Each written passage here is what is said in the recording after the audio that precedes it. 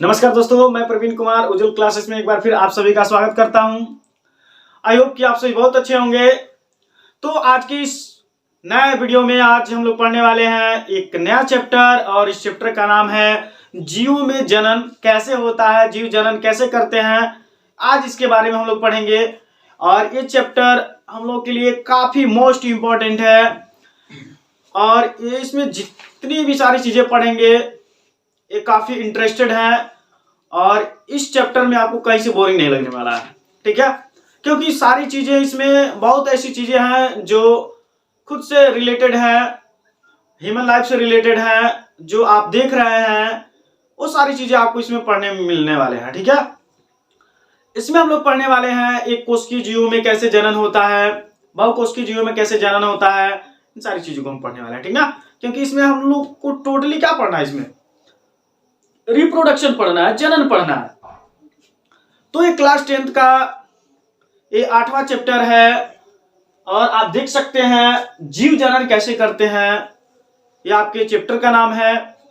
तो आप वीडियो में बने रहेंगे और पूरा वीडियो देखेंगे, एक एक चीजों को समझने की कोशिश करेंगे, और मैं यहाँ पे आपको पूरी कोशिश करूंगा कि आपको एक एक लाइन बहुत बेहतर ढंग से समझाऊं, जिससे कि आपको कहीं से दिक्कत ना हो।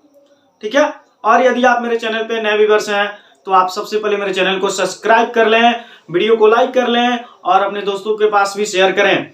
तो चलिए हम लोग स्टार्ट करते हैं इस नए चैप्टर को, काफी नए अंदाज से, बहुत मजेदार जो चैप्टर है, और इसके बारे में हम पढ़ने जा रहे हैं यहाँ पे।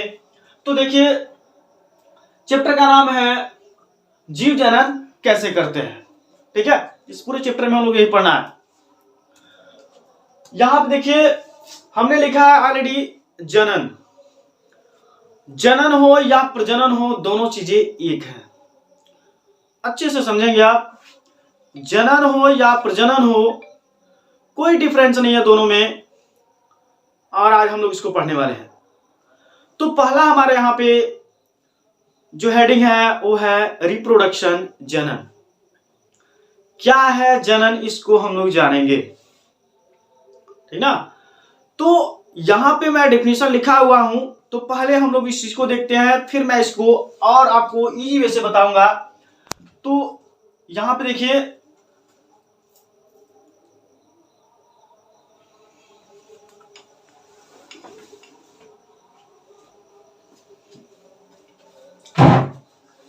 चलिए देखिए यहां पे जनन, जिसको आप इंग्लिश में बोल रहे हैं रिप्रोडक्शन, यहां पे डिफिनेशन क्या है कि जीव अपने प्रजाति की उत्तरजीविता को समष्टि में बनाए रखने के लिए अपने जैसे संतति को एक प्रक्रिया द्वारा उत्पन्न करता है, और इस प्रक्रिया को नाम दिया जाता है जनन, या इसको जनन कहा जाता है।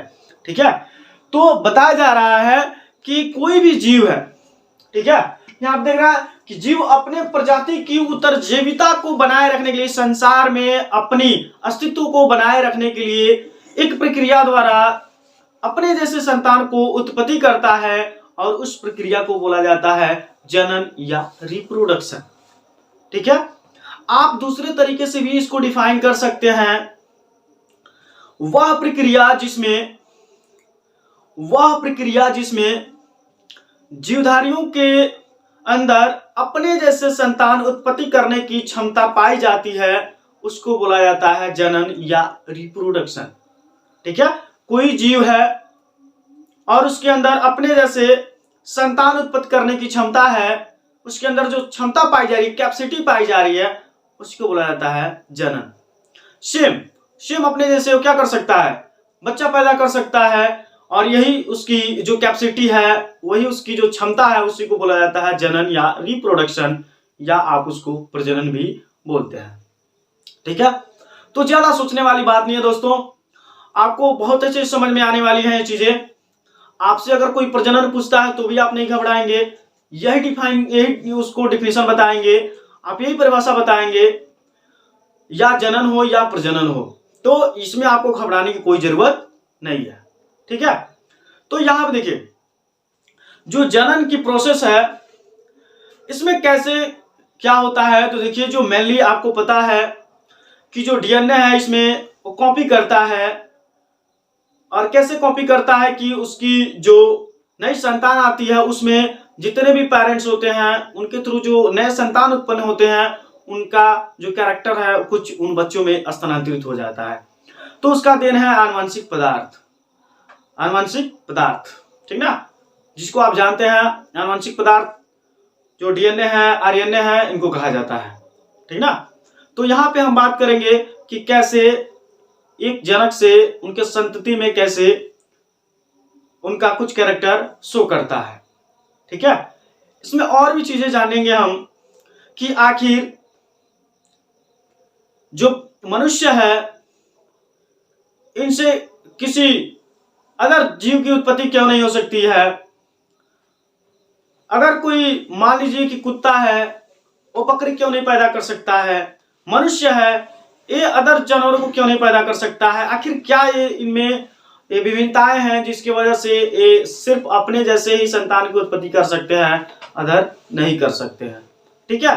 तो ये काफी रोमांचक जो चीजें है ना, रोमांटिक जो कह सकते हैं इसमें जो टॉपिक है, और इसमें काफी सोचने विचारने वाली भी जो शब्द आएंगे, ये सारी चीजें आपको और इस वीडियो को देखने में आपको रुचिकर लाएगा और आपका मन लगेगा, तो आप इन चीजों को जानेंगे। और चलिए हम आपको बताते हैं कि देखिए कि एक्चुअली इसमें होता क्या है।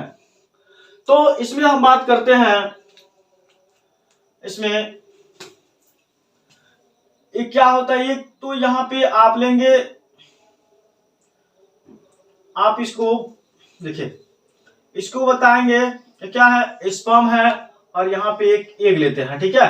ये क्या है, एक स्पर्म है, स्पर्म जिसको बोलते हैं, और यहाँ पे एग है, ठीक ना। तो स्पर्म कहां से प्राप्त होता है, तो मेल से, और ये कहां से प्राप्त होता है, तो फीमेल से। इन सारी चीजों के बारे में आपको अच्छे से पूरे डिटेल्स के साथ आपको बताया जाएगा, बट यहाँ पे अभी मैं आपको थोड़ा सा समझाने जा रहा हूं, बस आप ध्यान से देखते रहिए, ठीक है। तो यहाँ पे देखिए एक स्पर्म है और यहाँ पे एक अंड है, ठीक ना। तो इसको स्पर्म को शुक्राणु बोला जाता है बाबू, क्या बोला जाता है, शुक्राणु, शुक्राणु। और इसको बोला जाता है अंड, और इंग्लिश में इसको बोला जाता है एग। जो फीमेल रिप्रोडक्टिव सिस्टम का मेन पार्ट है, जो ओवरी में बनता है एग, और ये टेस्टिस में शुक्राणु बनता है, ठीक ना। तो एक नर है और एक मादा है। देखिए जो एग है यहाँ पे, और यहाँ पे देखिए जो शुक्राणु होता है ना वो मोटाइल नेचर का होता है, ठीक ना। शुक्राणु गतिशील अवस्था में होते हैं, उनके अंदर उतनी कैपेसिटी होती है कि शुक्राणु एक स्थान से दूसरे स्थान पे चले जा सकते हैं, ठीक ना। Because in the presence of flagella, क्योंकि इनमें क्या पाया जाता है, फ्लैजेला पाया जाता है, कशाभिका पाया जाता है। सो ये मोटाइल नेचर के होते हैं, ठीक ना। बट ऐसा एग में नहीं होता है, एग में फ्लैजेला नहीं पाया जाता है, जिसकी वजह से एग नॉन मोटाइल होता है, एग चलता नहीं है, बस एक जगह स्थायी रहता है, ठीक है। तो यहाँ पे देखिए क्या होता है, जब ये जो आप देख रहे हैं इसके बीच में हमने एक छोटा सा ये डॉट सा स्ट्रक्चर बना रखा है, इसको हम बोलते हैं केंद्रक। इसमें क्या पाया जाता है, स्पर्म में भी केंद्रक होता है और अंड में भी केंद्रक होता है, ठीक ना। और इस केंद्रक में ही क्या पाया जाता है, तो गुणसूत्र पाया जाता है, जिसको क्रोमोसोम्स भी बोलते हैं या क्रोमोजोम्स भी बोला जाता है, ठीक ना। तो ये दोनों किस नेचर के होते हैं, ध्यान देंगे, दोनों एन नेचर के होते हैं, ठीक ना। दोनों एन नेचर के होते हैं, मतलब दोनों में गुणसूत्रों की संख्या आधी होती है। मेल का भी 23 होता है और फीमेल का भी 23 होता है, ठीक है। इसलिए एन नेचर के होते हैं। तो पूछा जाए अगर क्वेश्चन आपसे कि जो स्पर्म होता है वह डिप्लॉयड नेचर का होता है या हैप्लॉयड नेचर का होता है, यानी अगुणित होता है या द्विगुणित होता है, तो आप क्या बताएंगे कि जो स्पर्म यानी जो शुक्राणु होता है यह एन नेचर का होता है, मीन्स ये हैप्लॉयड नेचर का होता है, ठीक ना। मीन्स इसमें आप बता सकते हैं कि इसमें 23 गुणसूत्र पाए जाते हैं, ठीक ना, 23 गुणसूत्र पाए जाते हैं। देखिए हम लोगों में टोटल 26 गुणसूत्र पाया जाता है, और इसका आधा जो 23 गुणसूत्र है वो फीमेल के अंदर और आधा जो होता है वो मेल के अंदर होता है। तो यहाँ पे आगे देखेंगे, अब ये दोनों क्या करते हैं, यहाँ पे ये दोनों जब मिलते हैं आपस में तो यहाँ पे फर्टिलाइजेशन होता है। फर्टिलाइजेशन मतलब होता है निषेचन। निषेचन ध्यान देंगे, क्या होता है भाई, निषेचन होता है। जब स्पर्म और एग आपस में मिल जाते हैं तो क्या होता है, निषेचन की क्रिया होती है, ठीक ना। जब निषेचन हो जाता है तो किसका फॉर्मेशन होता है, तो 2n यानी आप बताएंगे कि यहाँ पे जाइगोट का निर्माण हो जाता है। जाइगोट कहें तो क्या कहेंगे, जाइगोट कहें तो हम जाइगोट कहें तो युग्मनज, क्या बोलेंगे, युग्मनज, ठीक है। युग्मनज किस नेचर का होता है, तो 2n नेचर का होता है, ठीक ना। Because in the presence of 46 chromosomes, क्योंकि इसमें 23 जो गुणसूत्र होते हैं वो मादा का होता है और 23 गुणसूत्र नर का होता है, तो दोनों का गुणसूत्र मिलकर के 46 हो जाता है, 46 हो जाता है, जिसको आप बोलते हैं युग्मनज, ठीक ना। यही जाइगोट है, यही युग्मनज बनता है और इससे क्या होता है, फिर भ्रूण बनता है और इसमें नए बच्चे का निर्माण हो जाता है। तो आप देख रहे हैं कि मेल और फीमेल दोनों का कैरेक्टर शो करता है किसके, उनके द्वारा जो उत्पन्न संतति होते हैं उनमें, ठीक ना। तो किसकी वजह से होता है, तो ये आनुवंशिक के वजह से होता है, जेनेटिक मटेरियल की वजह से होता है, डीएनए की वजह से होता है, ठीक ना। जैसे बोला जाता है कि गांव में अक्सर आप देखते होंगे, क्या बोला जाता है किसी बच्चे को कि देखिए बच्चा कैसे अपने माँ पे गया है या अपने पिता पे गया है, ठीक ना। उसकी कैसे बता सकते हैं कि उसकी माँ की थोड़ी नाक लंबी है तो बच्चे की भी नाक है लंबी, तो बोलते हैं कि बिल्कुल बच्चा अपने माँ पे गया है। या अपने उसके पेरेंट्स उसके पिता के ऊपर अगर उनके बाल थोड़ा घुंघरीला है तो हो सकता है बच्चे का भी बाल घुंघरीला हो, तो डायरेक्टली बोलते हैं लोग बच्चे क्या, देखिए बिल्कुल अपने पिता पे गया है, ठीक ना। बाल उनका भी घुंघरीला है तो बच्चे का भी है। तो यहाँ पे कुछ चीजें शो करती हैं उसमें, ठीक ना, ये जेनेटिकली होती है। तो इसमें क्या होता है, डीएनए होता है, ठीक है। तो क्रोमोसोम्स कहाँ पाया जा रहा था, ये शुक्राणु और अंडाणु है, इनमें केंद्रक जो पाया जा रहा है, केंद्रक में पाया जाता है क्रोमोसोम्स, ठीक ना। और क्रोमोसोम्स के अंदर डीएनए पाया जाता है और ये डीएनए ही सब करता है, ठीक है। फिर डीएनए से क्या होता है, डीएनए ही क्या करता है, नए सेल का निर्माण करता है। बिकॉज डीएनए ये सब क्या करते हैं, प्रोटीन का फॉर्मेशन करता है, प्रोटीन एक नए सेल का निर्माण करता है, ठीक। इस प्रकार से क्या होता है, एक नए जीव का निर्माण हो जाता है, ठीक है। तो ये चीजें हुई। अब यहाँ पे देखेंगे, चलिए हम फिर बात करते हैं, ये तो रहा डिफिनीशन। तो आई होप कि आपको डिफिनीशन अच्छे से समझ में आ गया होगा, ठीक ना। जरूरी नहीं है कि आपको इतना लंबा आपको ये सारी चीजें याद करनी पड़े, आप सिंपल में भी बोल सकते हैं कि वह प्रक्रिया जिसमें जीवधारी के अंदर अपने जैसे संतान उत्पत्ति करने की क्षमता पाई जाती है उसको जनन कहा जाता है, ठीक है। चलिए तो हम नेक्स्ट चलते हैं यहाँ पे। अब देखते हैं जीवों में विभिन्नता का महत्व क्या है, महत्व किसके वजह से है और विभिन्नता का क्या महत्व है।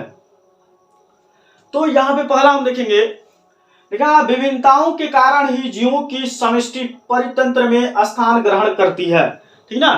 तो यहाँ पे देखिए कुछ चीजें हैं इनसे रिलेटेड लिखी हुई हैं और यहाँ पे जीवों में विभिन्नता का महत्व बताया जा रहा है। देखिए जीव में विभिन्नता का महत्व है और क्या है, तो आप देख सकते हैं कि विभिन्नताओं के कारण ही जीवों की समष्टि परिवर्तन में स्थान ग्रहण होती है, मतलब संसार में इसके परिवर्तन की वजह से ही इनका भी स्थान मिलता है, ठीक है।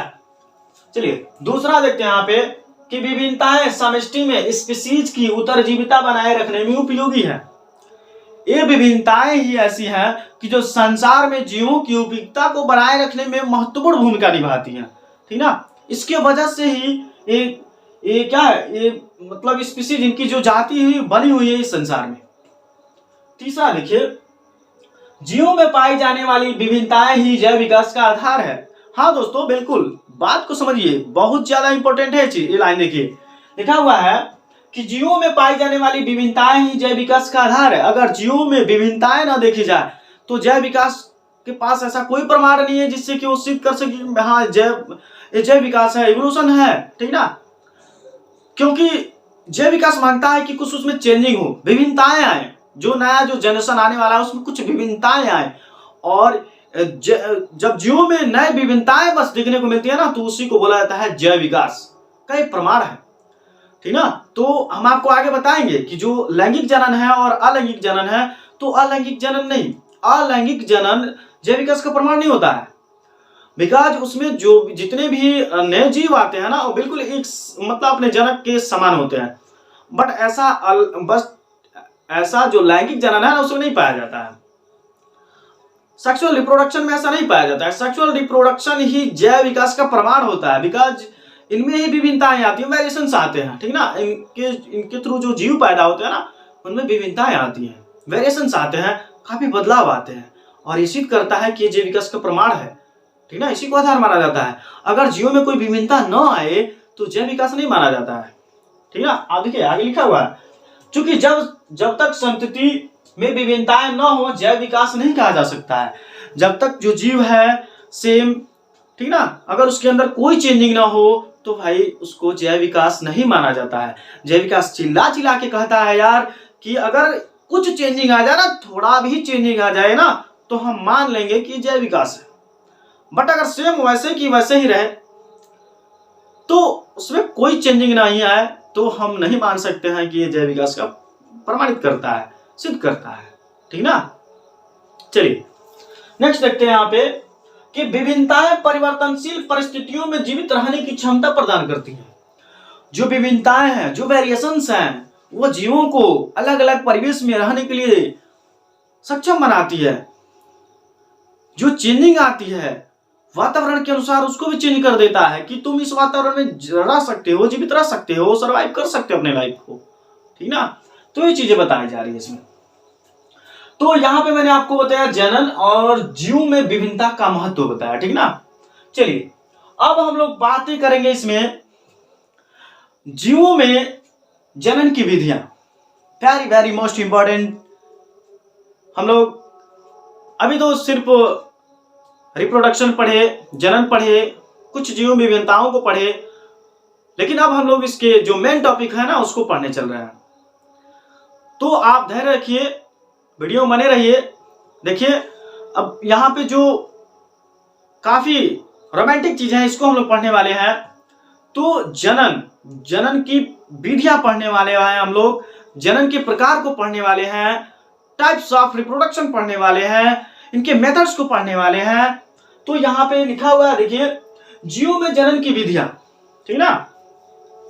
तो जीवों में जनन की विधियां देखिए, पहले हम यहाँ पे देखते हैं कि जीवों में जनन की विधियां जीवों के शारीरिक अभिकल्प पर निर्भर करती हैं। जीवों के शारीरिक बनावट के ऊपर, बॉडी डिजाइन के अनुसार सब डिपेंड करती हैं, ठीक ना। तो यहां पे देखिए, अब बात करते हैं ना कि ये जनन की विधियां कितनी होती हैं दोस्तों, ठीक ना। तो जनन की विधियां 2 होती हैं। जनन, जीव में जनन निम्नलिखित 2 प्रकार का होता है। First is called asexual reproduction and second is called sexual reproduction. तो इसमें जो जनन की विधियां हैं वो पहला है, क्या है पहला, तो अलैंगिक जनन है और दूसरा है लैंगिक जनन। तो सबसे पहले हम लोग चर्चा करेंगे अलैंगिक जनन के बारे में, ठीक है। तो पहले आप इसका इतना का स्क्रीनशॉट लीजिए, फिर मैं आपको बताता हूं अलैंगिक जनन क्या होता है। देखिए, तो अब हम लोग पहला यहां पे पढ़ने चल रहे हैं। पहला हम लोग पढ़ेंगे असेक्सुअल रिप्रोडक्शन। क्या पढ़ेंगे, तो असेक्सुअल रिप्रोडक्शन के बारे में हम लोग पढ़ेंगे, ठीक है। तो यहां पे जो जनन की प्रक्रिया है वो 2 प्रकार की होती है, और पहला होता है असेक्सुअल रिप्रोडक्शन और दूसरा होता है सेक्सुअल रिप्रोडक्शन, ठीक ना। तो हम ये चीज को बता चुके हैं आपको, और इसको हिंदी में बोला जाता है अलैंगिक जनन। क्या बोला जाता है, अलैंगिक जनन। तो सबसे पहले हम लोग जानेंगे कि अलैंगिक जनन क्या है, ठीक है। अलैंगिक जनन क्या है, तो अलैंगिक जनन को आप इंग्लिश में बोल रहे हैं असेक्सुअल रिप्रोडक्शन। और यहां पे सबसे पहले हम इसकी डिफिनेशन को जानेंगे। कि वाकई में अलैंगिक जनन कहते किसको है। ठीक है, तो जनन की वह विधि जिसमें केवल एक या एकल जीव भाग लेते हैं उसको बोला जाता है अलैंगिक जनन। क्या बोला जाता है? अलैंगिक जनन। जनन की वह विधि जिसमें केवल एक सदस्य भाग लेते हैं उनको बोला जाता है अलैंगिक जनन या असेक्सुअल रिप्रोडक्शन। ठीक ना। तो चलिए हम यहाँ पे डेफिनेशन को लिखते हैं। पहले तो लिखेंगे जनन की वह विधि जिसमें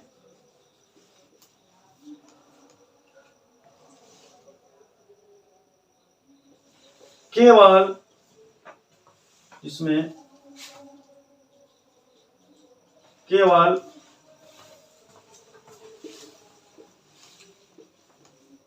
एकल जीव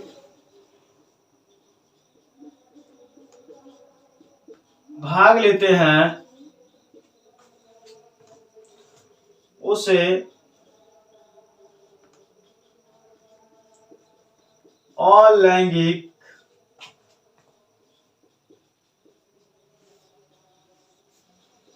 जनन कहते हैं या असेक्सुअल रिप्रोडक्शन कहते हैं। ठीक है, तो ये रहा यहाँ पे असेक्सुअल रिप्रोडक्शन का डिफिनीशन। तो यहाँ पे ध्यान देने वाली बात क्या है, यहाँ पे फोकस करेंगे कि जनन की वह विधि जिसमें केवल, ध्यान देंगे, जिसमें केवल एक जीव भाग लेते हैं। ठीक ना। ये जो अलैंगिक जो प्रक्रिया है ना, इसमें प्रजनन तो होता है बट इसमें केवल एक ही सदस्य भाग लेता है। और जब जनन की ऐसी विधि जिसमें केवल एक सदस्य भाग ले तो उसको आप बोलेंगे अलैंगिक जनन, असेक्सुअल रिप्रोडक्शन। ठीक है, देखिए असेक्सुअल रिप्रोडक्शन में जो जीव उत्पन्न होते हैं, जो नए जीव उत्पन्न होते हैं, उनमें कोई विभिन्नताएं नहीं पाई जाती है। सेम जैसे उनके पुराने सेल होते हैं, पुरानी कोशिकाएं होती हैं, सेम उसी के जैसे जो नया जीव उत्पन्न होता है वो भी होता है। ठीक है, जैसे हम बात करते हैं यहाँ पे, इसको अगर हम अच्छे से समझे, इसके एग्जांपल्स हम लें तो हम बम्बू लेते हैं। बम्बू मीन्स बांस। ठीक ना, बांस को ही ले लीजिए। तो आप देखते हैं बांस को लिया जा रहा है कि बांस में रिप्रोडक्शन की प्रोसेस फास्ट होती है ना। आप देखते हैं कि कहीं बांस की एक कोठी देख लीजिए, वहां पे उसमें रिप्रोडक्शन होता है बट अलैंगिक प्रकार का होता है, असेक्सुअल रिप्रोडक्शन होता है। और उसमें जो जितने भी नए बांस पैदा होने वाले होते हैं उनमें आप देखेंगे तो कहीं से वेरिएशंस आपको नहीं दिखेंगे, कहीं भी विभिन्नताएं आपको नहीं दिखेंगी। ठीक ना। इसीलिए जो अलैंगिक जनन है ना, ये जैव विकास को प्रमाणित नहीं कर पाता है, बिकॉज इसमें कोई भी वेरिएशंस नहीं आता है। जो पहले वाला जो होता है ना, सेम उसी के जैसे जो नया संतति पैदा होता है उसी के जैसे होता है। उसमें 1% का कहीं विभिन्नताएं नहीं पाई जाती है। दोस्तों ध्यान दीजिएगा, क्योंकि आप देख लीजिए जाकर के बांस की कोठरी में बहुत ज्यादा संख्या होती है बांस की, लेकिन आप देखते हैं ना तो बांस प्योरली एक ही जैसे होते हैं। जैसे मैं आपको बताऊं समझने के लिए, तो आप बता सकते हैं, जैसे सपोज कीजिए कि आप आधार कार्ड को लेकर के जाते हैं 2 कॉपी कराने के लिए, और वहां पे आधार कार्ड 2 कॉपी कराने के लिए जब जाते हैं तो वहां पे आप 2 कराइए 2 कॉपी आधार कार्ड का या 10 कराइए दोस्तों। लेकिन आप क्या देखते हैं, आप जैसे आधार कार्ड को दिए रहते हैं सेम वैसे ही उसका 2 कॉपी निकाल करके दे देता है। क्या उसमें कहीं चेंजिंग आती है? क्या कहीं उसमें बदलाव आता है? क्या नहीं, बिल्कुल नहीं। आप जैसा देखते हैं सेम जैसे आधार कार्ड दिए रहते हैं बिल्कुल वैसे लिखा हुआ पूरा सारी चीजों को क्या करता है 2 कॉपी करके प्रिंट करके दे देता है। आप 10 ही नहीं दोस्तों, आप लाखों कराइए लेकिन आपको उसमें वेरिएशंस नहीं मिलेंगे, नहीं दिखेंगे। ठीक ना। तो किसको शो कर रहा है? असेक्सुअल रिप्रोडक्शन को। जब तक जनन की प्रक्रिया केवल एक सदस्य के थ्रू हो तब तक उसमें कोई भी वेरिएशंस नहीं आ सकते हैं, कोई भी चेंजिंग नहीं आ सकती है। ठीक ना। तो ये रहा असेक्सुअल रिप्रोडक्शन। ठीक है, अब हम लोग पढ़ेंगे इसमें, देखिए सेक्सुअल रिप्रोडक्शन भी है, यहाँ पे हम चलिए डिफिनेशन बता ही देते हैं, बट उसको हम लोग मतलब अच्छे से आगे पढ़ेंगे। पहले हम लोग टोटली पढ़ेंगे सेक्सुअल रिप्रोडक्शन के बारे में, फिर हम आपको बताएंगे सेक्सुअल रिप्रोडक्शन के बारे में। आप लैंगिक जनन की परिभाषा बता सकते हैं कि जनन की वह विधि जिसमें नर तथा मादा दोनों भाग लेते हैं उनको बोला जाता है लैंगिक जनन। जनन की वह विधि जिसमें नर युग्मक तथा मादा युग्मक दोनों भाग लेते हैं उनको बोला जाता है लैंगिक जनन, सेक्सुअल रिप्रोडक्शन। और इनके थ्रू जो नए संतति उत्पन्न होंगे ना, उनमें वेरिएशंस आप देखेंगे, उनमें विभिन्नताएं देखेंगे, बट हम आपको आगे पढ़ाएंगे।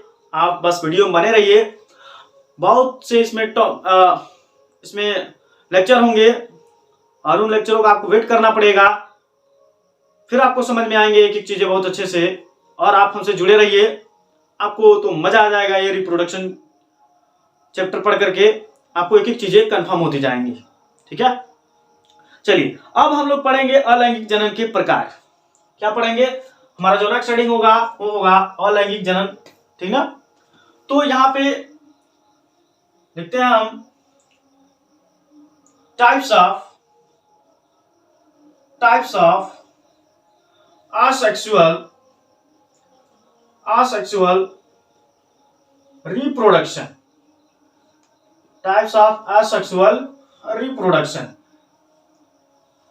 ठीक ना, टाइप्स ऑफ asexual reproduction। इसमें देखिए इसका क्या हम लिखेंगे कि अलैंगिक जनन का प्रकार, अलैंगिक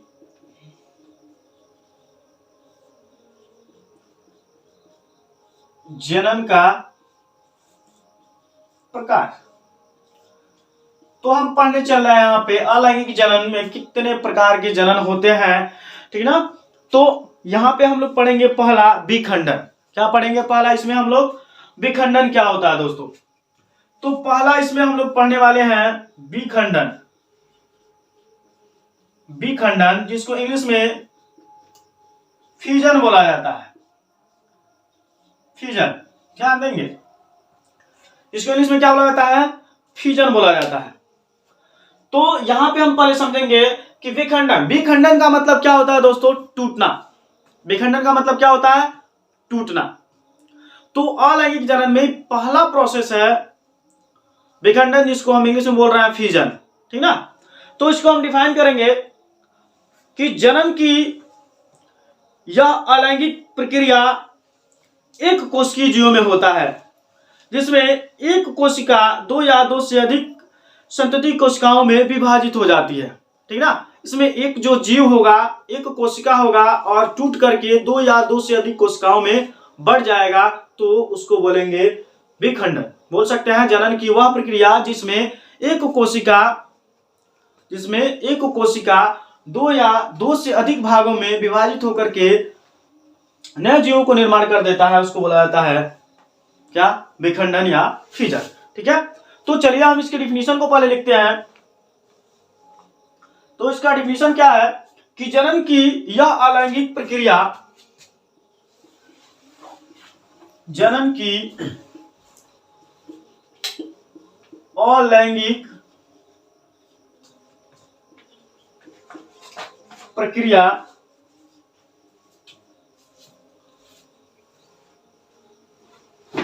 एक कोशिकी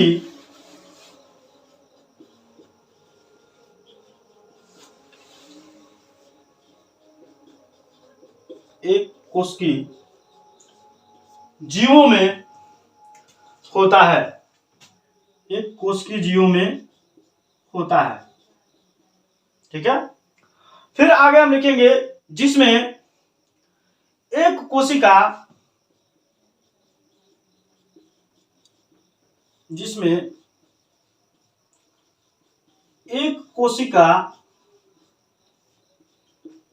दो या दो से अधिक संतति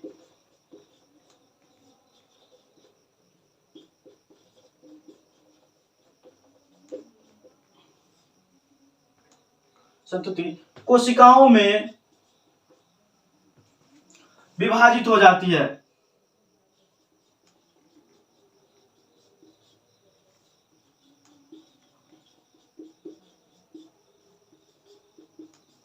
कोशिकाओं में विभाजित हो जाती है। तो आप इसकी डिफिनीशन को देखेंगे कि विखंडन, फिजन, समझेंगे अच्छे से कि जनन की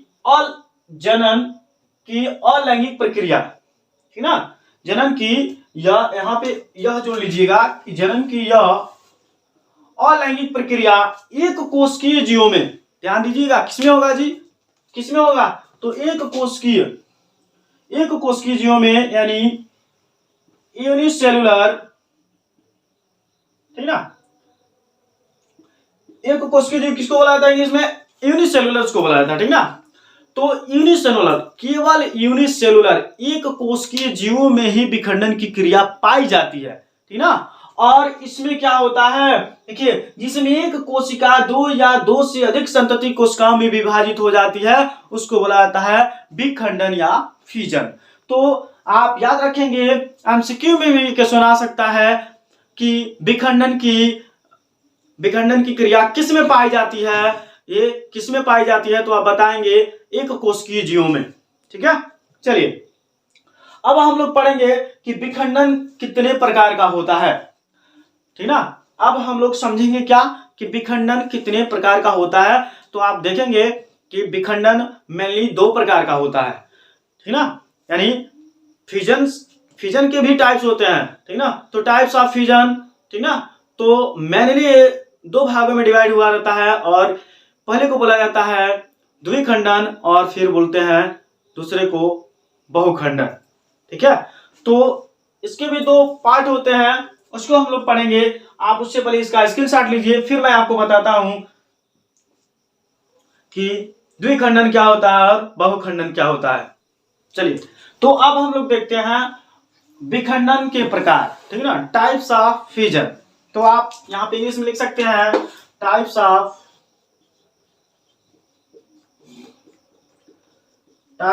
फिजन, टाइप्स ऑफ फिजन, ठीक है। विखंडन के प्रकार, तो विखंडन मेनली दो प्रकार का होता है, और पहले को बोला जाता है द्विविखंडन और दूसरे को बोला जाता है बहुविखंडन, ठीक है। तो यहां पे देखिए, जो पहला है यहां पे देख रहे हैं आप द्विविखंडन, जिसको इंग्लिश में बोला जाता है बाइनरी फिजन, ठीक ना। तो पहले हम समझेंगे कि बाइनरी फिजन क्या होता है यहां पे। चलिए समझते हैं अच्छे से।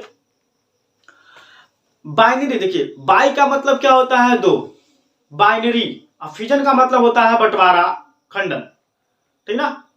तो इसमें बताएंगे कि अलैंगिक जनन की वह विधि जिसमें एक कोशिकीय जीव दो बराबर भागों में बढ़ जाते हैं, खंडित हो जाते हैं, उनको बोला जाता है द्विविखंडन या बाइनरी फिजन, ठीक है। जैसे में आप बता सकते हैं अमीबा, पैरामीशियम, यूग्लिना, इनको आप बता सकते हैं, ठीक है। तो चलिए पहले हम इसके डिफिनीशन को फिर लिखते हैं। तो क्या है, अलैंगिक जनन की वह विधि जिसमें अलैंगिक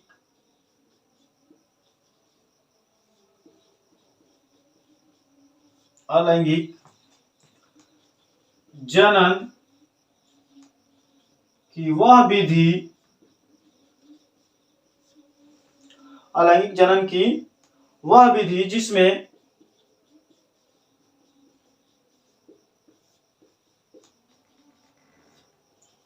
एक जीव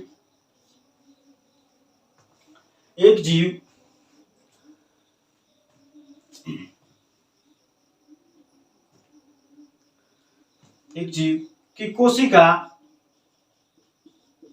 एक जीव की कोशिका दो बराबर भागों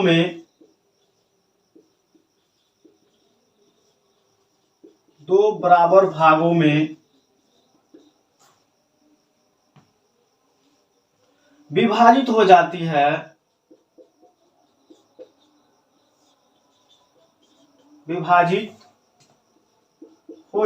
है, द्विविखंडन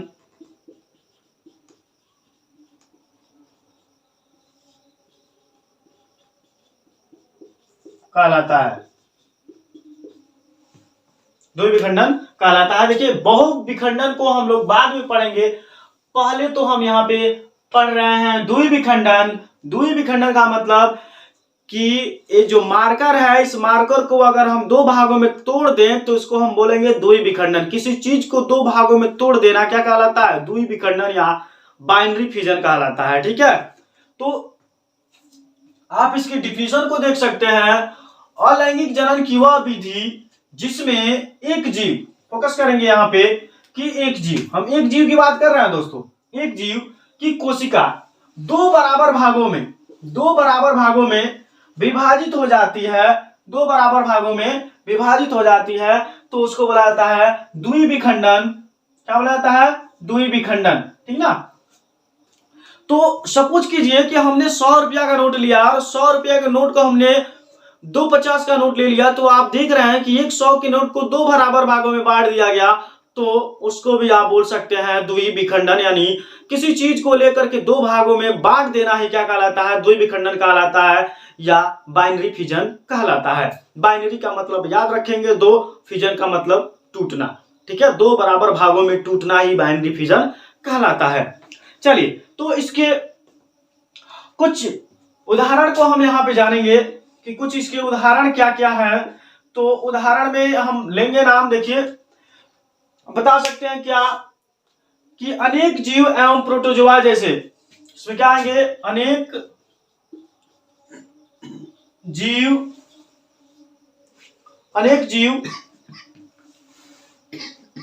मतलब अनेक जीवाणु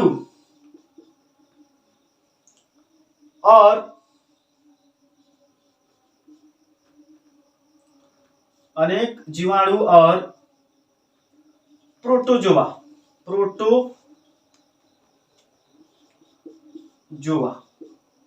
ठीक ना। क्या है? एक जीव एवं प्रोटोजोआ जैसे, तो देख सकते हैं कि अनेक जीवाणु जैसे बता सकते हैं। जीवाणु और प्रोटोजोआ में क्या क्या आएंगे? तो इसमें हम लेंगे अमीबा। क्या है ये? देखिए अमीबा क्या है दोस्तों? तो अमीबा एक कोशिकीय जीव है। अमीबा क्या है? यहाँ पे एक कोशिकीय जीव है अमीबा। ठीक ना। फिर हम बात करते हैं यहाँ पे लेशमानिया।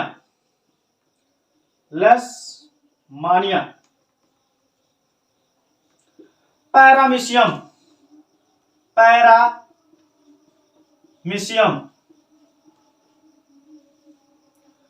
यूग्लिना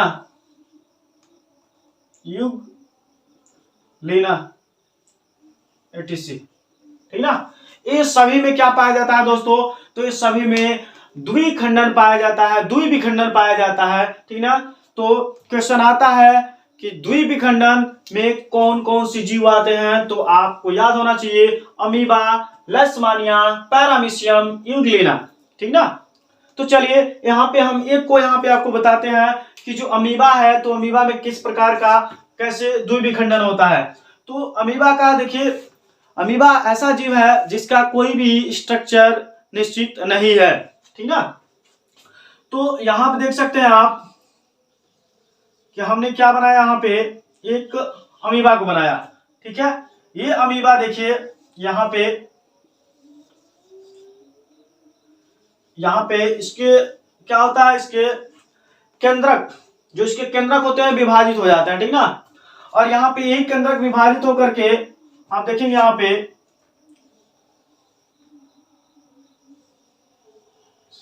इसके केंद्रक विभाजित हो जाते हैं और यहाँ पे फिर दो अमीबा का निर्माण कर देते हैं। यानी दो अमीबा के नए संततियों का निर्माण कर देते हैं। ठीक ना। तो आप देख रहे हैं कि क्या है, एक अमीबा है।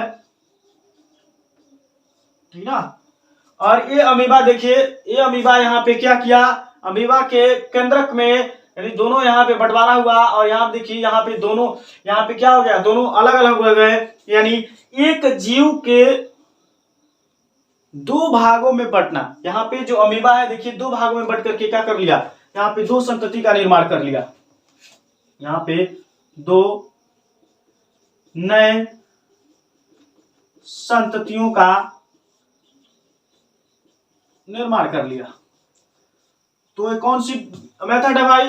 तो आप बताएंगे बाइनरी फिजन। तो अमीबा में कौन सा जनन की कौन सी विधि पाई जाती है? तो अलैंगिक जनन पाई जाती है। अलैंगिक जनन में भी कौन सी विधि पाई जाती है? तो उसमें बताएंगे द्विखंडन बाइनरी फिजन पाया जाता है, ठीक ना, बाइनरी फिजन पाया जाता है। ऐसे ही अगर हम बात करें लैस्मानिया में, तो लैस्मानिया में ट्रांसफर डिवीजन होता है, उसमें भी ऐसे मान लीजिए कि ऐसे है एक, ठीक ना, और उसको बीच से फाड़ दिया जाता है, बीच से इसको अलग अलग कर दिया जाता है और इसके दो भाग मिलकर के क्या करते हैं, मतलब एक लैस्मानिया दो लैस्मानिया का निर्माण कर देता है, ठीक ना। पैरामीशियम में ऐसे ही होता है, ठीक ना।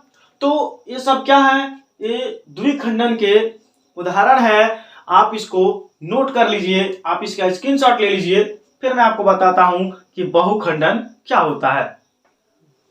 देखिए, तो अब यहां पे हम लोग दूसरा पढ़ेंगे बहुखंडन, ठीक ना, या बहुविखंडन, जिसको आप इंग्लिश में बोलेंगे मल्टीपल फिजन।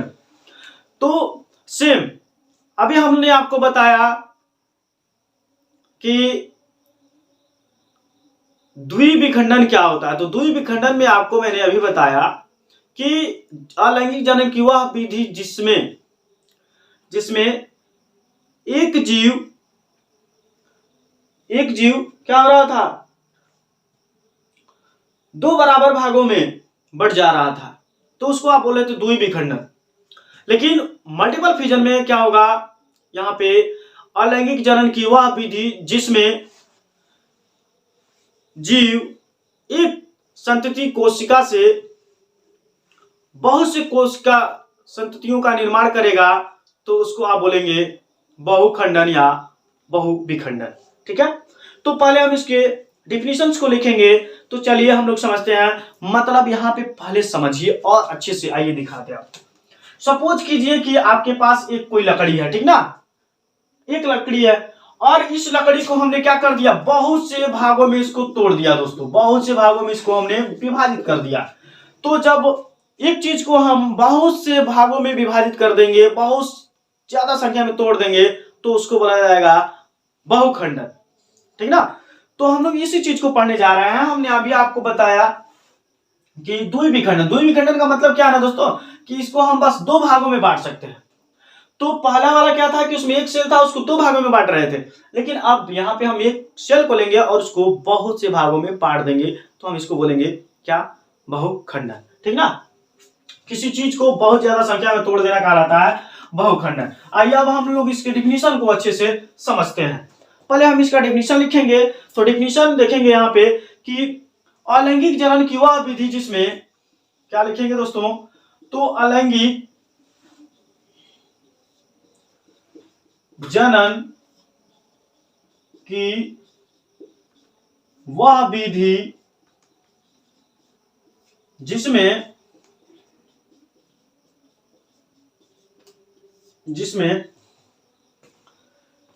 जीव एक साथ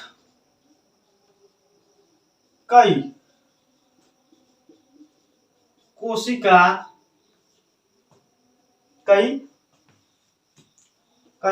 कोशिकाओं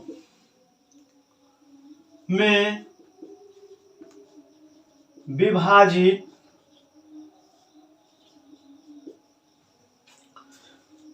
हो जाते हैं, कई कोशिकाओं में विभाजित हो जाते हैं, जिसे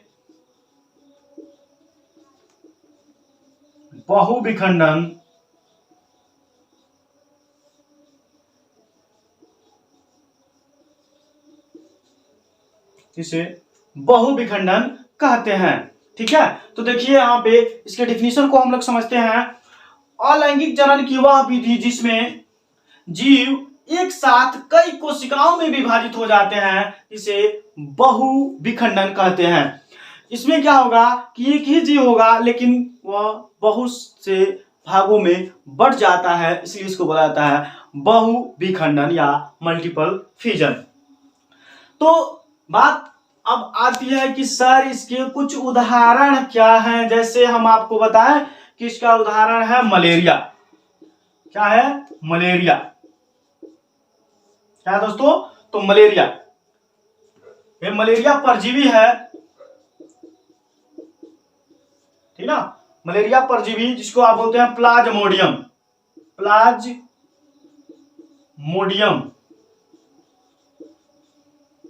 ये रहा देखिए मलेरिया परजीवी प्लाज्मोडियम।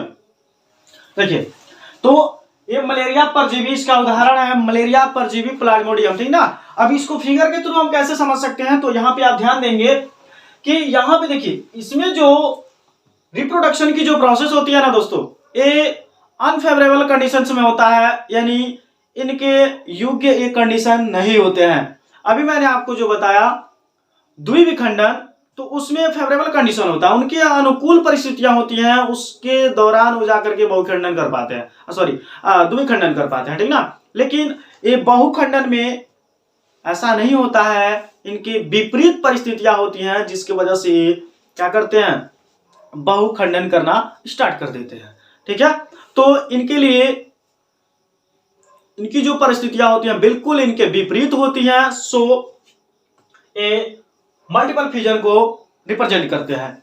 तो मल्टीपल फ्यूजन आप देख सकते हैं प्लाज्मोडियम में, ये प्लाज्मोडियम का पेरेंट सेल है, ठीक ना, और देखिए प्लाज्मोडियम का स्ट्रक्चर है, और इसमें आपको दिखाया गया है न्यूक्लियस, ठीक ना। इसके बीच में आप देख रहे हैं क्या है, इसका न्यूक्लियस है, जिसको हम बोलते हैं केंद्रक, ठीक ना। देखिए यही पेरेंट सेल आगे चल करके क्या करता है, देखिए ये जो आप देख रहे हैं इसमें जो न्यूक्लियस, यह इसमें क्या होता है, मलेरिया परजीवी जो प्लाज्मोडियम होता है ना, उसमें इसके न्यूक्लियस का विभाजन होता है दोस्तों, याद रखिएगा इसमें क्या होता है, न्यूक्लियस का विभाजन होता है। देखिए एक न्यूक्लियस यहाँ पे बहुत से न्यूक्लियस में क्या हो जा रहे हैं, विभक्त हो जा रहे हैं, बट जा रहे हैं, ठीक ना। साइटोप्लाज्म के साथ इसको क्या करके लेकर के ये क्या कर जा रहे हैं, ये न्यूक्लियस बहुत से न्यूक्लियस में बढ़ जा रहे हैं, यानी आप देख सकते हैं यहाँ पे हमने लिखा है डॉटर न्यूक्लियाई, बहुत से मतलब केंद्र जो पुत्री केंद्रक है, उस बहुत से इसमें पुत्री केंद्रक का निर्माण हो जा रहा है, डॉटर न्यूक्लियाई का निर्माण हो जा रहा है। देन देख सकते हैं आप यहाँ पे फिर यहाँ पे क्या हो जा रहा है, फिर इसके ऊपर एक लेयर बन जा रहा है, ये क्या है, एक लेयर है, जिस लेयर का नाम दिया जाता है सिस्ट। क्या नाम दिया जाता है, cyst. Cyst is a protective layer, ये क्या करता है, इसमें जो न्यूक्लियस है, न्यूक्लियाई डॉटर न्यूक्लियाई है, इनको ये प्रोटेक्ट करता है, ठीक ना। तो सिस्ट एक प्रकार का कवर है, और ये क्या करता है, इसको सुरक्षा प्रदान करने का काम करता है, इसलिए इसको प्रोटेक्टिव लेयर भी बोला जाता है। देन यहाँ पे क्या हो जाता है, यहाँ पे क्या हो जाता है, रिपर्चिंग बोला जाता है, ठीक ना, यानी यहाँ पे जो सिस्ट होता है फट जाता है, और सिस्ट फटने के बाद से यहाँ पे सभी मीराजोइट्स जितने भी होते हैं वो सब क्या हो जाते हैं, बाहर हो जाते हैं, और फिर बहुत से ज्यादा संख्या में फिर क्या कर जाते हैं, नए प्लाज्मोडियम का निर्माण कर जाते हैं, ठीक ना। तो देख सकते हैं यहाँ पे क्या है, ये यही सिस्ट है, और इस सिस्ट क्या हो जा रहा है, यहाँ पे देखिए यहाँ पे सामने फटा हुआ है, और इस सिस्ट के फटने की वजह से पूरे प्लाज्मोडियम क्या हो जाते हैं, फिर बाहर हो जाते हैं। तो आप देख रहे हैं कि एक प्लाज्मोडियम से बहुत से प्लाज्मोडियम का निर्माण हो जा रहा है, ठीक ना। तो ये रहा आपका बहुविखंडन, जिसको आप बोल रहे थे मल्टीपल फ्यूजन। ये आपके बोर्ड पेपर में पूछा हुआ क्वेश्चन है, आप इसको अच्छे से पढ़ेंगे, आप इसको अच्छे से इसके स्ट्रक्चर को बना लेंगे, और नीचे लिखा हुआ है कि फिगर कैसा है दोस्तों, तो फिगर भी लिखा हुआ है, इसके नाम आप लिख लेंगे, मल्टीपल फ्यूजन इन प्लाज्मोडियम, ठीक ना। प्लाज्मोडियम में कैसे बहुविखंडन होता है, इस चीज को यहाँ पे रिप्रेजेंट किया गया है, ठीक है। तो आप इसका स्क्रीनशॉट ले लीजिए।